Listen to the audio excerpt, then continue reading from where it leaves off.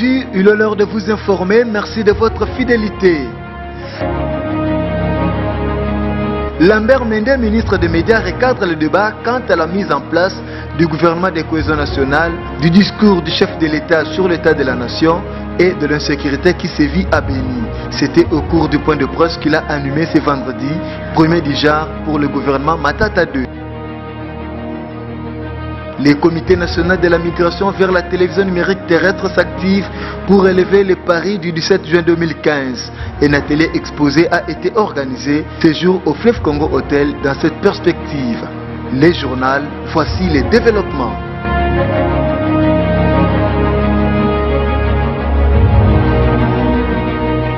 Le gouvernement de cohésion nationale, les discours du chef de l'État sur l'état de la nation ainsi que la situation sécuritaire dans le Grand Nord, trois sujets qui ont constitué l'essentiel du point de presse animé par le ministre des Médias Lambert Mende ce vendredi 19 décembre au studio de la RTNC2. D'entre deux jeux, Lambert Mende a tenu à rappeler aux uns et aux autres les missions de ce nouveau gouvernement telles que circonscrites par le chef de l'État. Et le président de la République, son Excellence Joseph Kabila, a lui-même circonscrit les missions qu'il a assignées à ce gouvernement de cohésion nationale. 1. Consolider la paix. 2. Appliquer les recommandations des concertations nationales. 3. Mettre en œuvre le processus de décentralisation. 4. Appuyer l'organisation des élections. 5. Améliorer les conditions sociales des populations. 6. Enfin, poursuivre la reconstruction du pays. La constitution de ce gouvernement que le pays a longtemps attendu est la preuve, si besoin en était encore, que le président Joseph Kabila Kabange est un homme qui tient parole. Le discours de Joseph Kabila sur l'état de la nation prononcé devant le Congrès le 15 décembre dernier suscite diverses réactions au sein de la classe politique congolaise. D'où le ministre des Médias a tenu à recadrer les débats en signifiant que ce discours est un exercice de symbiose entre le lieu de la nation et son peuple, ce qui n'est pas à confondre avec le lancement d'une campagne électorale. Ce discours sur l'état de la nation est destiné au peuple congolais dans son ensemble. Les cibles de ce discours sur l'état de la nation ne sont donc ni les chapelles politiques particulières que nous constituons, nous, classe politique, majorité comme opposition, ce n'est pas à nous que ce discours est adressé, ni les chroniqueurs de la presse dite globale internationale, qui se prennent de plus en plus pour le nombril de l'univers et s'évertuent à nous imposer des schémas en abusant de la magie des ondes qu'ils contrôlent. En République démocratique du Congo, le discours sur l'état de la nation n'est autre chose que le lieu et le moment indiqué pour le chef de l'État de faire le point pour son peuple sur la marche du pays au cours des 12 mois passés et de projeter les grands axes et perspectives pour les 12 mois à venir. L'Office national d'identification de la population, accusé à tort et à travers des stratagèmes pour retarder les élections, Lambert Mende va puiser dans les annales de l'histoire pour répondre à ceux qui veulent quelque chose et son contraire à la fois. Je vais donc demander à notre technicien de nous rafraîchir un peu la mémoire au sujet du point de vue émis par un des plus grands leaders de l'opposition à propos des ingérences extérieures que sa plateforme appelle aujourd'hui de ses voeux, et au sujet de l'incontournabilité de l'identification de la population que l'ONIP est appelée à réaliser, et même du recensement administratif actuellement voué aux gémonies. Nous avons insisté là-dessus, sur deux opérations qu'il fallait faire. D'abord, l'identification du Congolais, savoir qui est Congolais, qui ne l'est pas. Après, toute cette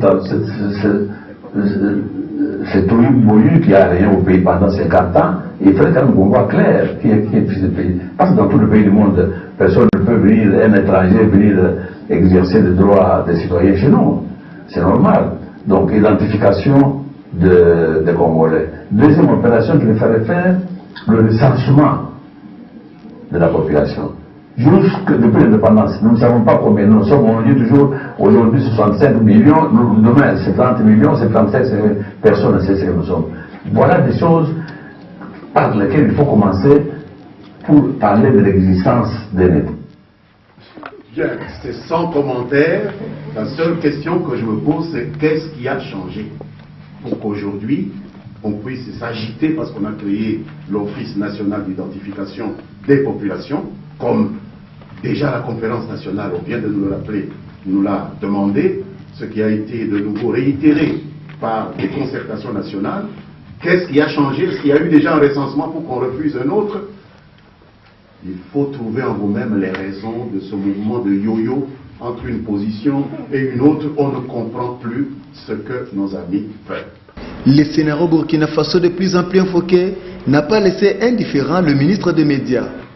Que pour justifier des remords consécutifs à l'instrumentalisation ratée du discours présidentiel du 15 décembre, quelques opposants s'habillent dans une autosatisfaction infantile en invoquant à tout bout de champ la révolution populaire qui a eu lieu récemment dans la République sœur du Burkina Faso, comme si la situation et le changement survenu dans ce pays étaient transposables partout ailleurs sur le continent et notamment en République démocratique du Congo.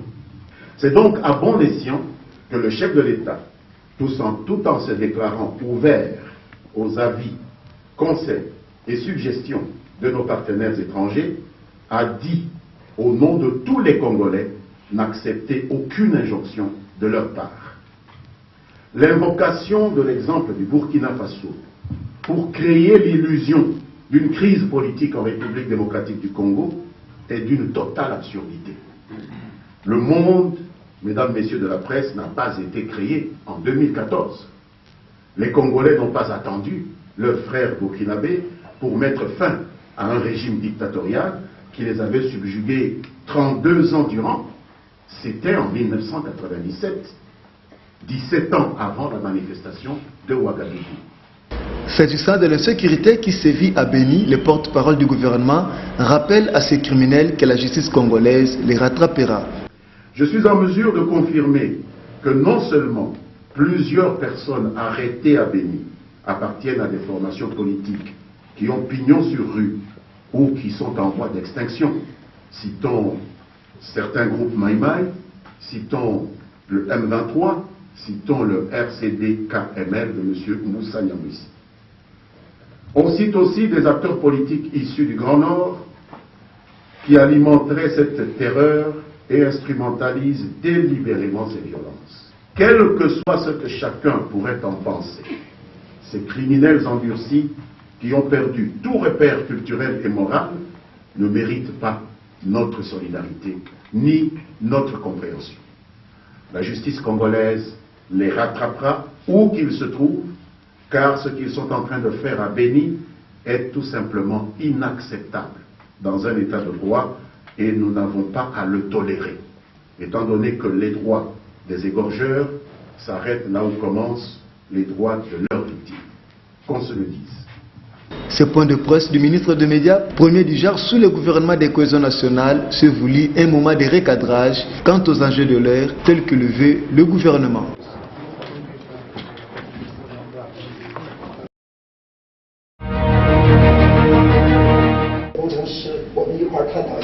La date butoir pour la migration de la télévision analogique vers la télévision numérique terrestre, fixée au 17 juin 2015, approche à grands pas.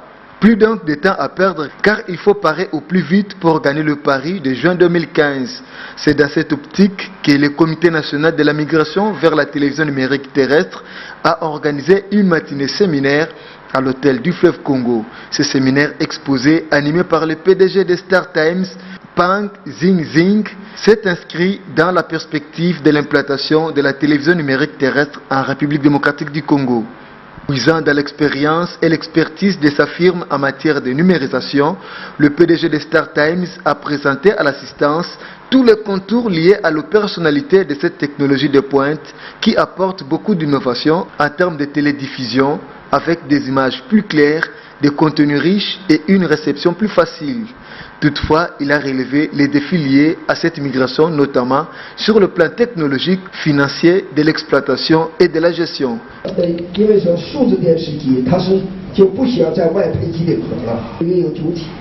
Puisque le système de la télévision numérique, c'est un système compliqué et complexe. C'est pour ça, après l'installation de ce système, il faut faire intervenir encore de l'exploitation pour ce système. Après la migration numérique, avec la même fréquence, on pourrait augmenter d'une façon significative les transmissions des programmes. Deuxièmement, il faut que l'entreprise ait un réseau de couverture. Et quatrièmement, il faut avoir une équipe qui connaît non seulement la technologie, mais également la gestion et l'opération.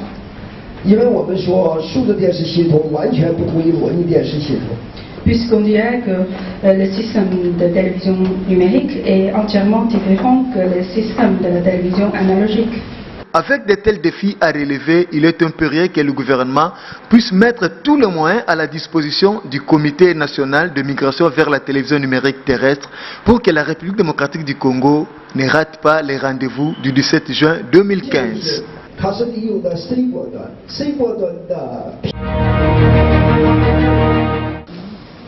Après son entrée en fonction, le ministre de l'Urbanisme, Habitat et Aménagement du territoire, Omer Igwake, a eu une première prise de contact avec les agents et cadres de ces ministères ce vendredi 19 décembre 2014 à la salle de Fatima Gombe pour se rendre compte de tout le rouage de ces ministères dont la mission lui est confiée. Son Excellence Igwake Omer a voulu par la même occasion engager un dialogue franc dans l'optique de déceler toutes les failles et mettre la batterie en marche en vue de répondre à la mission leur assignée au sein du gouvernement Matata D. C'est la secrétaire générale du ministère, Madame Bafalanga, qui a pris la parole en premier pour étaler les préoccupations ainsi que l'état de lieu de ces ministères. C'est parmi les rares hommes politiques qui ont compris que pour la réussite des missions lui assignées par la haute hiérarchie, il doit travailler en étroite collaboration avec son administration.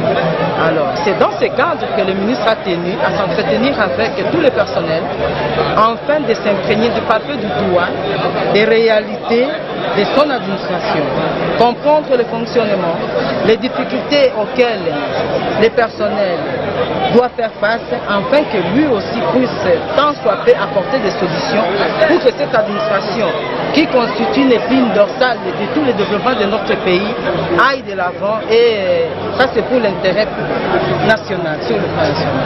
Saisi du franc-parler de ce secrétaire général, mais le ministre a fait une ferme promesse à l'endroit de ses collaborateurs de travailler en étroite collaboration, car sans l'administration, le mode de fonctionnement est vain, a-t-il indiqué. Je pense que vous êtes responsable. Je pense dans nos échanges. Excusez-moi, je vous recommande un peu de courtoisie, un peu de sagesse. Je sais que j'ai des oreilles pour écouter, alors des oreilles pour écouter. J'ai des yeux pour voir. Je vous promets, à l'aide de Dieu, que nous travaillerons main dans la main. Je vous le promets. Après l'audition du ministre, s'en est suivi une longue séance de questions-réponses au cours de laquelle les agents et cadres du ministère ont présenté au ministre d'autres desiderata de manière que les solutions soient trouvées consensuellement. C'est dans une ambiance bon enfant que cette causerie morale s'est clôturée entre ministres et agents et cadres sous une note de satisfaction. Il est chrétien et il ne marche pas par quatre voies.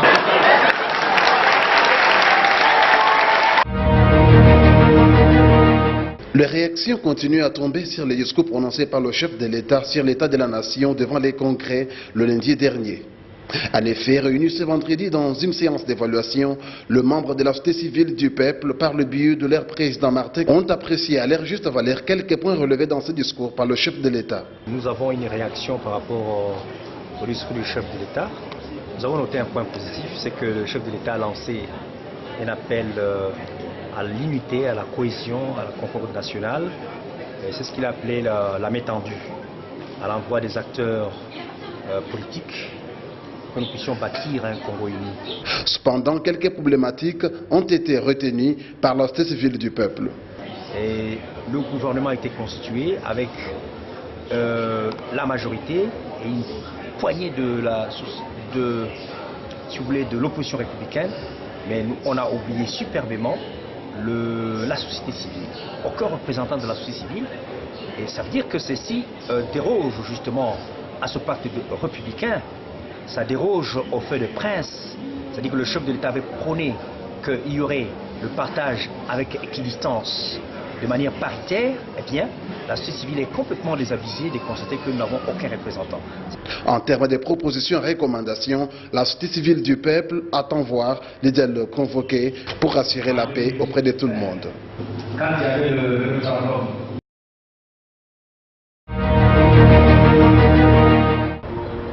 à quelques jours seulement des commémorations des festivités marquant la fin de l'année 2014, le constat sur le marché fait état d'un faible taux d'achat de biens contrairement à d'autres années antérieures. Contacté, le vendeur de vêtements, jouets pour enfants et d'autres objets se plaignent.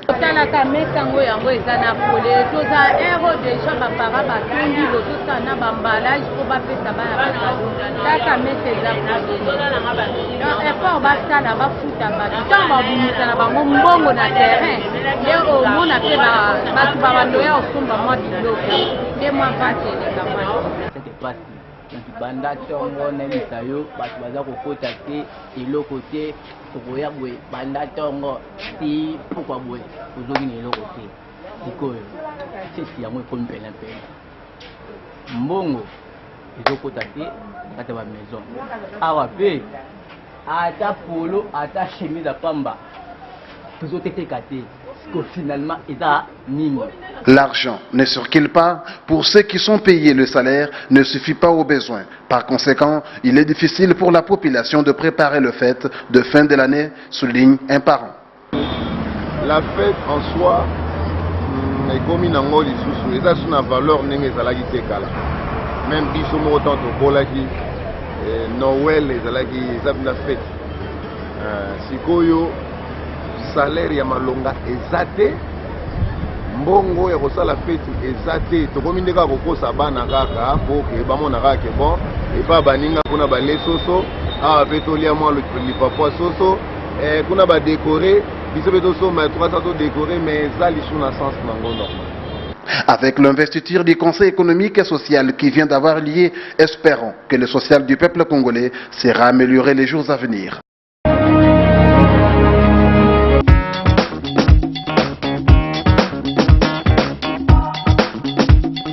Au Nord Kivu, prévu pour ce vendredi 19 décembre 2014, la clôture des travaux du dialogue social pour la paix et la sécurité dans les territoires de Béni est reportée à ce samedi 20 décembre.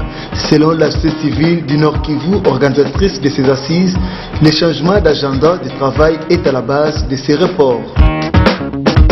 Au Kasaï oriental, un incendie s'est déclaré dans la nuit de jeudi à vendredi 19 décembre au grand marché Bakwadianga dans la commune de Dibindi dans la ville de Mbujimaï. Cette situation a perturbé les activités dans ces lieux de négoce. Certaines sources indiquent qu'un circuit électrique dû à un mauvais raccordement serait à la base de cet incendie.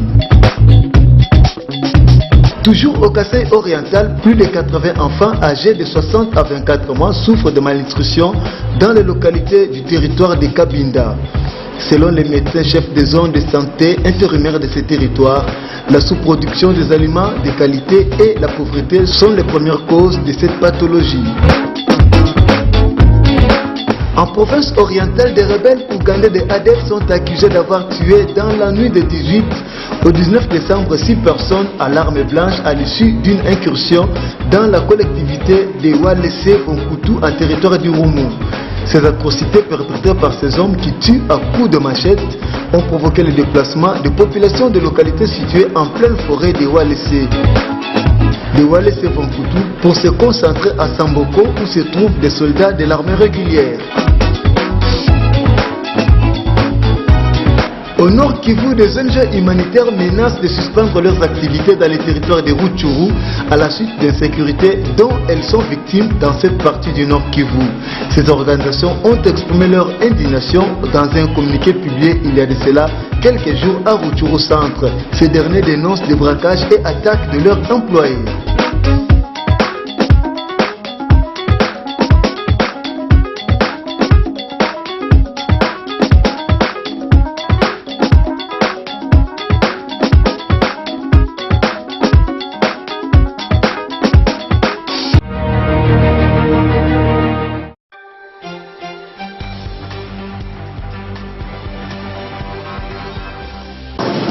Ministre sous Bourguiba, à la tête du Parlement sous Ben Ali, Béji Caïd Essebsi se présente comme le garant de l'autorité de l'État. Premièrement, j'aimerais le retour de l'État. Mais quel État? Un État de droit dans lequel les citoyens et les citoyennes soient égaux devant la loi. Et un État juste pour que tout être humain y trouve ses droits, et pas un État de favoritisme. À l'inverse de son adversaire, il s'affiche bien entouré, fier du soutien officiel de plusieurs partis. Il a le sens de l'État, deuxièmement le sens de l'union également. Vous voyez cette image-là, je ne pense pas que Marzouki peut réaliser une telle image. Les partis qui le soutiennent n'osent même pas le soutenir donc devant les médias en public. Souvent qualifié à tort de laïque, le parti qu'il a fondé se décrit comme séculier. Nous sommes un parti qui n'est pas anti-islam. Nous sommes un parti qui est contre l'islamisme, c'est-à-dire l'effort politique d'utilisation de l'islam pour des fins politiques. Mais nous considérons aussi un parti séculier. Et quand on dit séculier, on n'est pas contre la religion, nous sommes tous musulmans. Pourtant, Béji Caïd Essebsi n'hésite pas à utiliser la religion dans la campagne, comme lors de cette visite à un mausolée soufi. L'homme se définit comme un disciple de Bourguiba et certains s'inquiètent d'une omniprésence de Nida Tounès au Parlement et à la présidence en cas de victoire, mais le parti veut rassurer. En matière de démocratie, évidemment, Bourguiba n'avait pas franchi le pas, il a essayé de le faire, mais cela n'a pas réussi. Au XXIe siècle, évidemment, la démocratie devient l'une des composantes fondamentales de tout État. À 88 ans, le candidat est loin d'être une figure de la jeunesse tunisienne, mais il table sur son expérience d'homme d'État. Ces soldats kurdes viennent s'assurer que des membres de l'organisation de l'État islamique sont bien morts. L'offensive a commencé mercredi et au terme de violents combats, les quelques 8000 peshmerga qui ont participé à l'opération, appuyés par les frappes de la coalition internationale, ont repris plusieurs centaines de kilomètres carrés aux djihadistes et ont réussi à briser le siège du mont Sinjar. Bien sûr, cette opération continuera jusqu'à ce qu'il n'y ait plus aucune zone sous contrôle de l'organisation de l'État islamique. Notre espoir est que tous les Yazidis retournent dans leur maison, leur village et leur ville. Pour ceux qui ont besoin d'être évacués rapidement, un corridor a été ouvert. En août dernier, lorsque les combattants de l'organisation de l'État islamique ont pris le contrôle de Sinjar et Zoumar, des milliers de Yazidis se sont retrouvés coincés dans cette région montagneuse. Des groupes ont pu être secourus, beaucoup ont fui par la route vers le Kurdistan irakien, mais certains n'ont pas pu s'échapper. Cette opération militaire a donc un double enjeu, évacuer les civils encore coincés, mais aussi lancer un assaut à partir de cette zone sur la ville de Sinjar, située entre Mossoul et la frontière syrienne, la localité est stratégique. Les forces kurdes ont déjà repris plusieurs villages dans la région. Les autorités affirment que le reste sera bientôt libéré. Pour l'heure, les traces des djihadistes sont encore bien visibles. À Bruxelles, le dernier sommet européen de l'année est déjà terminé, mais des centaines d'agriculteurs sont descendus dans les rues pour protester contre le partenariat transatlantique avec les États-Unis. Ils redoutent d'être les laissés pour compte face aux grandes multinationales. Ils se sont fait entendre devant les instances de la Commission européenne. Cet accord cristallise les peurs de l'opinion publique européenne face à la mondialisation.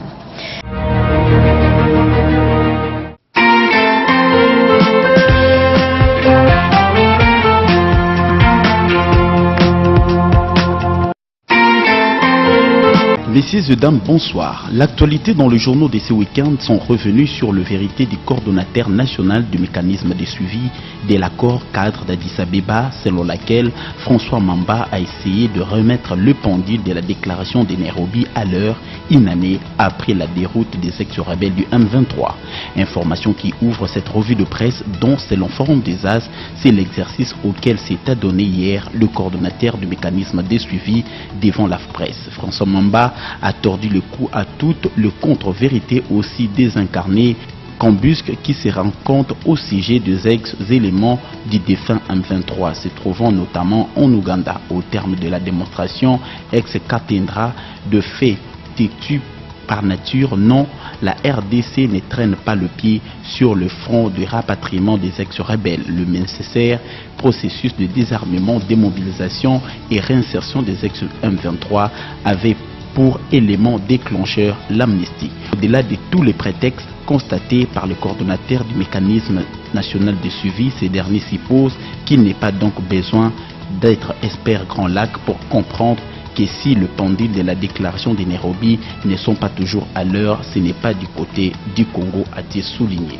Et les phares précisent par ailleurs, selon ce dossier du rapatriement des ex-rebelles M23, qui sont au nombre de 120 selon François Mamba, il s'agit d'une victoire diplomatique et politique au crédit de la République démocratique du Congo. Victoire rendue possible par la signature du protocole d'accord conclu le mardi dernier à Kampala, autour des 2 points, à savoir la remise de 7 tonnes de matériel militaire, munitions et armes de guerre emportées il y a une année par le fouillard du M23 au lendemain de leur défaite militaire, a-t-il renchéri, souligne le journal. La référence plus estime qu'il s'agit là d'une réponse du berger à la bergère, quand Kinshasa déplore par contre la non-exécution de l'accord d'Addis Abeba par les ex-rebelles du M23. Cette dernière poursuit en indiquant que sur le 11 points négociés et contenus dans la déclaration de Nairobi sanctionnant la fin des pourparlers de paix entre le gouvernement congolais et les M23, 2 seulement sont accomplis. Il s'agit de la fin de la guerre et de la promulgation de la loi portant amnistie sur le fait insurrectionnel, fait de guerre et infraction politique commis entre le 1er janvier 2006 et le 20 décembre 2013 en RDC. Sous un autre registre, dans le même journal, la Concert souligne selon le ministre Mende que la déclaration de biens du ministre de la RDC est systématique. Ce dernier indique que la déclaration écrite de biens du ministre et mandataire est systématique. Il martèle que c'est systématiquement que les personnes entrant dans le gouvernement procèdent au greffe à la Cour suprême de justice qui fait office de cour constitutionnelle à la déclaration de leurs biens. Fin de cette revue de presse. Merci et à la prochaine. Surtout, bon week-end à tous.